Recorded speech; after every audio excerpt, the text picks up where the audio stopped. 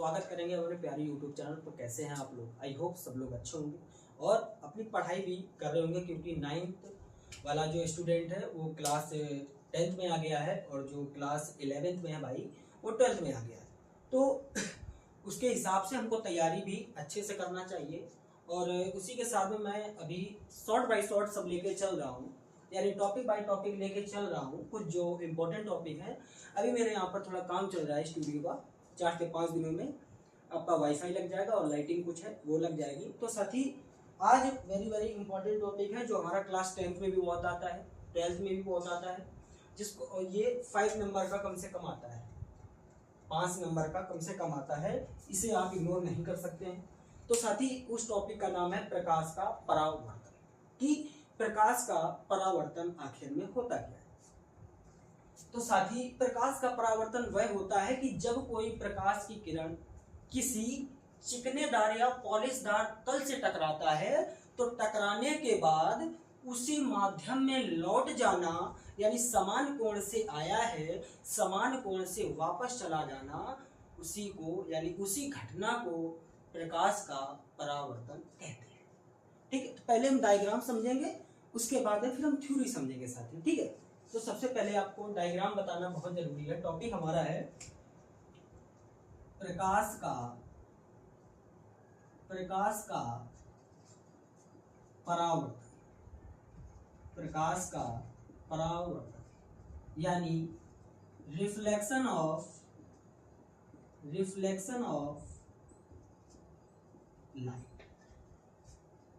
Reflection of light. ठीक है, जैसे मैं अभी आपको डायग्राम बना के दिखाता हूं।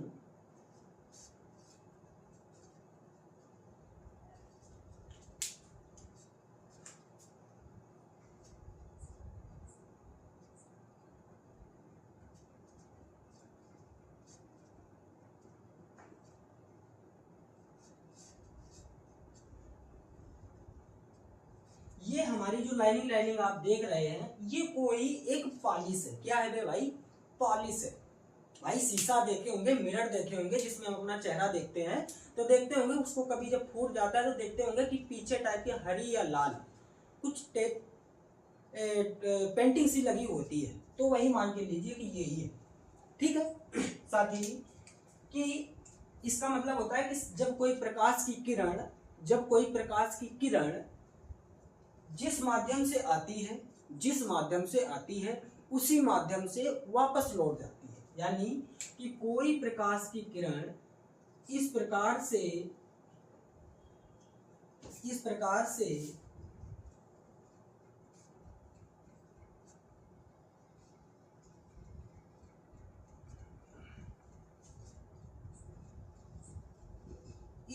से आई है और उसी प्रकार से चली गई है। ये आने का साइन और ये जाने का साइन। क्या आपको पता है? यानी कि जब कोई प्रकाश की किरण आई और आने के बाद उसी एंगल से यानी उसी कोण से यानी उसी माध्यम में वापस चली गई, इस घटना को प्रकाश का परावर्तन कहते हैं। ठीक है, इस घटना को प्रकाश का परावर्तन कहते हैं। ठीक है, इस घटना को प्रकाश का परावर्तन कहते हैं। साथ ही अगर यहाँ पर आप देख पा रहे हैं कि यहाँ पर कोई एक बिंदु बन रहा है, बीचों बीच बिंदु बन रहा है, तो साथ ही यहाँ पर अगर बिंदु बन रहा है तो यहाँ पर अभिलंब आना तय है। बोलेंगे जी, आना तय है। साथ ही जो प्रकाश की किरण आती है उसको आपतित किरण बोला जाता है। आपतित किरण यानी आने वाले को, जाने वाले को परावर्तित किरण।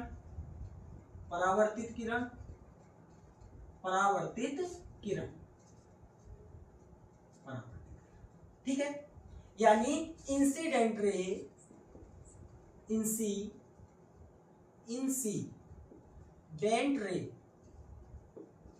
और जाने वाली को रिफ्लेक्टिकल रे।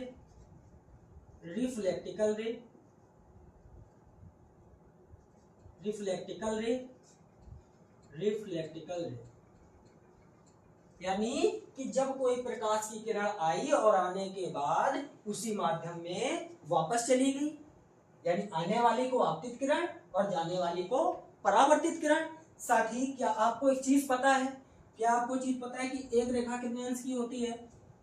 आप बोलेंगे 180 अंश की, 180 अंश की। साथी बताएंगे अगर किसी भी एक रेखा पर, सीधी रेखा पर एक डाला गया लंब आधे आधे भागों में बांट देगा, आधे आधे भागों में बांट देगा। सपोज कीजिए अगर ये 180 अंश है तो यहाँ पर डाला गया लंब क्या ये 90 डिग्री हो जाएगा भाई, 90 डिग्री हो जाएगा। बोलेंगे जी 90 डिग्री हो जाए भाई। इस 90 को इस 90 को जोड़ देंगे, इस 90 को इस 90 को जोड़ दें तो हमारा 180 डिग्री आ जाएगा, यानी 90 डिग्री प्लस 90 डिग्री क्या हमारा 180 डिग्री आ गया। बोलेंगे जी आ गया। इतनी बात क्लियर है। तो क्या साथी क्या ये हमारा कोण, ये हमारा कोण 90 डिग्री का हो गया? बोलेंगे जी 90 डिग्री का हो गया। यानी ये 90 ये पूरे का कितना हो गया? 180 अंश। भाई ये 90 पूरा कितना हो गया? 180 अंश। ये 90 पूरा कितना हो गया? 180 डिग्री। समझ गए बात को? ठीक। अगर साथी ये 90 है, ये 90 है, ये 90 है तो ये 90 है। अब क्या कह रहा है? कुछ इस प्रकार से आई है, इस प्रकार से आई है।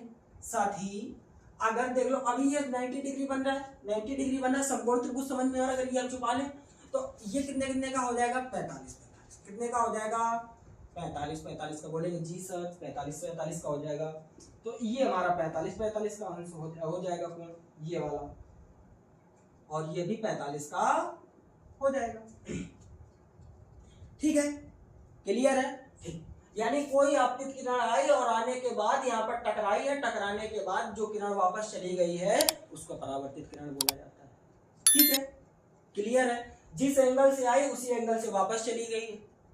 इतनी बात भी क्लियर है। ठीक। और इसको बोला जाता है अभिलंब। अभिलंब, अभिलंब, अभिलंब इंग्लिश में बोला जाता है परपेंडिकुलर, परपेंडिकुलर, परपेंडिकुलर। ठीक है। ये जो हमारा 90 डिग्री इधर है और 90 डिग्री हमारा ये इधर, इसको बोलेंगे आपतन कोण, आपतन कोण साथी। और इसको परावर्तन कोण, क्या बोलेंगे? परावर्तन कोण। यानी यहां पर आने वाली जो रेखा है उसके बीच में जो कोण बना आपतन कोण, जाने वाली जो किरण है, परावर्तित किरण है, उसके बीच का कोण क्या बना? परावर्तन कोण बना। क्या बना? परावर्तन कोण बना। ठीक है। और ये तो हमको पता ही है, ये हमारी पॉलिश सतह है, पॉलिश सतह है, पॉलिश सतह है। ठीक है, क्लियर है? यानी कोई प्रकाश की किरण आई, टकराने के बाद में यहाँ पर टकराई है, टकराने के बाद उसी माध्यम में वापस चली गई, तो यह घटना प्रकाश का परावर्तन कहलाता है। ठीक है, इतनी बात क्लियर? इतनी बात क्लियर है सभी को? बोलेंगे जी क्लियर है। ये साफ कर दें, ये साफ कर दें, बोलो। चलो साफ। ठीक है। यानी अब परिभाषा जान लेते हैं। इसकी है परिभाषा। परिभाषा किसकी? प्रकाश के परावर्तन की साथी। यानी जब कोई प्रकाश की किरण, जब कोई प्रकाश की किरण, जब कोई प्रकाश की किरण, प्रकाश की किरण किसी पॉलिशदार या चिकनेदार तल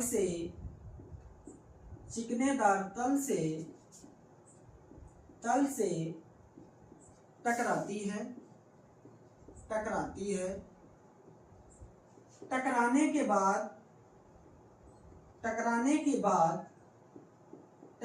के बाद उसी माध्यम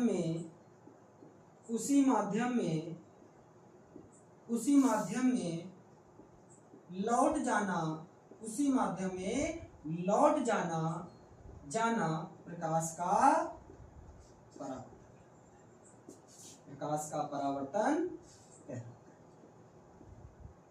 इतनी बात क्लियर कि जब कोई प्रकाश की किरण किसी पॉलिशदार या चिकनेदार तल से टकराती है, टकराने के बाद यानी टकराने के पश्चात उसी माध्यम में लौट जाना प्रकाश का परावर्तन कहलाता है। क्लियर है इतनी बात? यानी कि जब कोई प्रकाश की किरण आई टकराने के बाद में टकराने के बाद में उसी एंगल से वापस चली गई यानी उसी कोण से वापस चली गई, इस घटना को प्रकाश का परावर्तन कहते हैं। आप यहाँ पर मैंने चिकना भी लिखा है पॉलिशदार, या आप चिकना सतह भी लिख सकते हैं, चिकना सतह भी लिख सकते हैं, चिकना सतह भी लिख सकते हैं। क्लियर इतनी बात? ठीक है। अब जानेंगे प्रकाश के परावर्तन के नियम, यानी यहाँ पर डाल लेंगे परावर्तन के नियम, परावर्तन के नियम, परावर्तन के नियम। ठीक, इसको बोलते हैं इंसिडेंट एंगल और इसको रिफ्लेक्टिकल angle. Incident angle, reflected angle क्या होते हैं? आपस में बराबर होते हैं। इंसिडेंट एंगल, रिफ्लेक्टिकल एंगल यानी आपतन कोण, परावर्तन कोण क्या होते हैं? सदैव आपस में बराबर होते हैं। ठीक है, यहां पर लिख लेते हैं आपतन कोण, आपतन कोण सदैव परावर्तन कोण के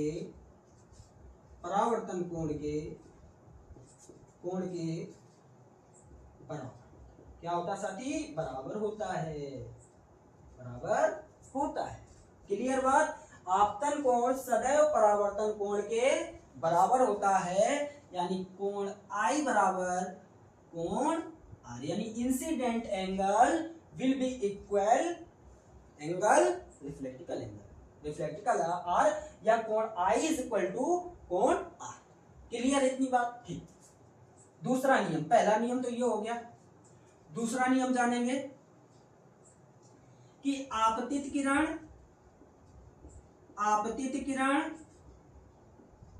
और परावर्तित किरण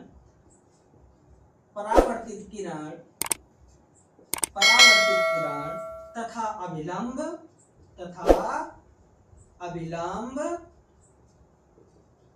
एक ही तल पर मिलते। ठीक है, यानी फिर से एक बार रिवाइज करवा देते हैं कि ये हमारी कोई एक चिकनी सतह है, चिकनी सतह पर कोई भी एक प्रकाश की किरण आई, टकराने के बाद में वो वापस चली गई, और उसके बीच में जब कोई एक बिंदु बना, बिंदु ओ मान लीजिएगा। क्या? बिंदु ओ। क्या? बिंदु ओ। ठीक है, बिंदु ओ मान लेते हैं। ठीक है, कि जब कोई प्रकाश की किरण आई, आने के पश्चात वापस चली गई, तो उसके बीच में कोई एक बिंदु बना जिसका नाम है ओ। ठीक है, और इसके बीच में एक अभिलंब हो गया, अभिलंब को बोला जाता है इंग्लिश में परपेंडिकुलर। ठीक है, ठीक, यानी कि जब कोई प्रकाश की किरण किसी पॉलिशदार या चिकनेदार तल से टकराती है, टकराने के बाद उसी माध्यम में लौट जाना प्रकाश का परावर्तन कहलाता साथी। ठीक, परावर्तन के नियम, आपतन कोण सदैव परावर्तन कोण के बराबर होता है, यानी आपतन कोण सदैव परावर्तन कोण के क्या होता है? बराबर होता है, यानी कोण आई इज इक्वल टू कोण आर। आपतित किरण और परावर्तित किरण तथा अभिलंब एक ही तल पर मिलते हैं। ठीक है साथी, तो इतना ये वेरी वेरी इंपॉर्टेंट है, 5 नंबर का आता है, जिसे आप इग्नोर नहीं कर सकते। साथी, आपको वीडियो कैसी लगी कमेंट में जरूर बताएं, और उम्मीद है कि आपको समझ में आया होगा। एक बार में नहीं समझ में आया हो तो वीडियो प्लीज दोबारा जरूर देखें। ठीक है, थैंक यू। जय हिंद, जय भारत।